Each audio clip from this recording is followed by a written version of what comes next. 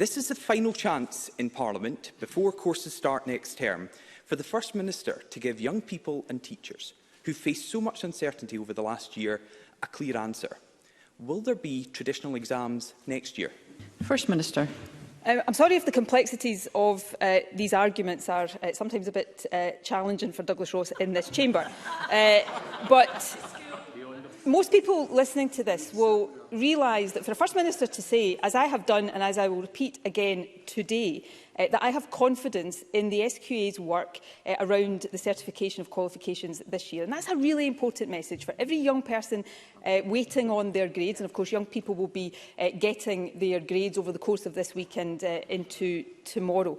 But that it is time for reform more generally. And we are reflecting on the arguments that have been made across this chamber and, of course, on the report of the OECD. And we have come to a decision that it is right now to move ahead to replace the SQA, but to do that carefully with proper consideration of the detail of what that replacement is. I think that is an argument that most people will understand.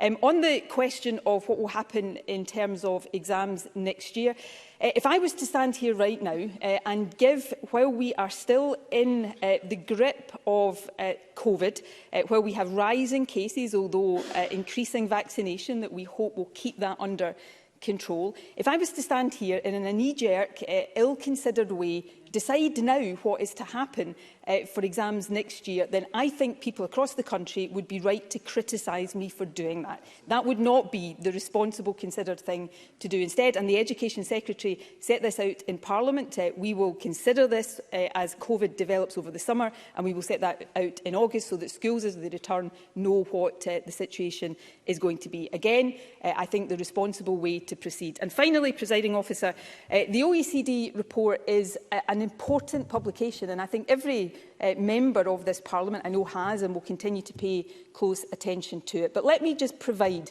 some balance and some context that, if we were only to listen to Mr Ross, would be completely and utterly lacking. So everything I'm about to say now is quoting from the OECD report.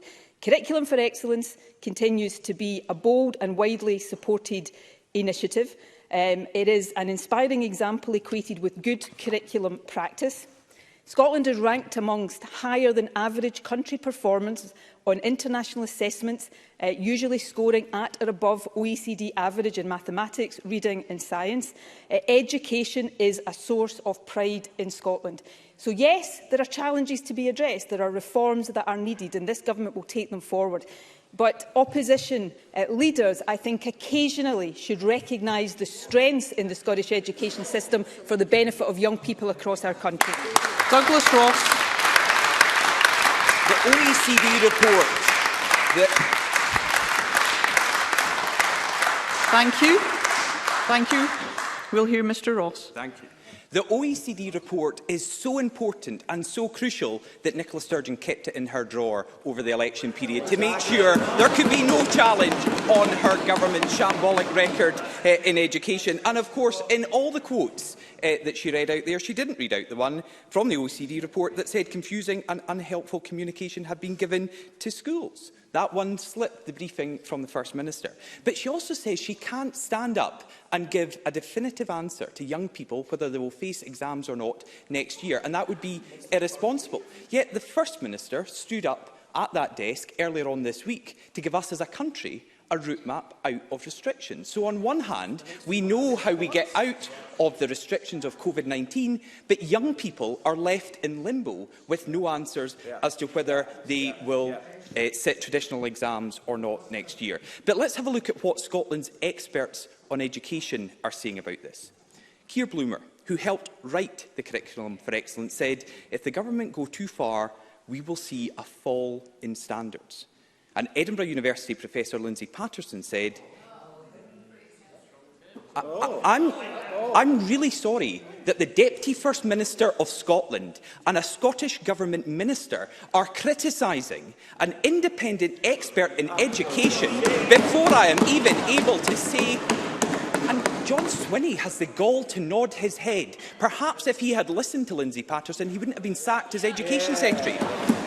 Because Lindsay Patterson said It is unlikely that a system that relied wholly on coursework would ever command public confidence. Scottish Conservatives firmly believe that traditional exams are the best and fairest way for young people to show what they know and what they can do. Does the First Minister agree? First Minister. I agree that we have to get all of this right, and traditional exams, absolutely, we have to consider their place in the future of qualifications very carefully. No decisions have been taken around that, and one of the reasons no decisions have been taken around that is we're awaiting a further report from the OECD in August, which will help to inform those decisions going forward. I don't know whether Douglas Ross was just unaware of that, but there we go.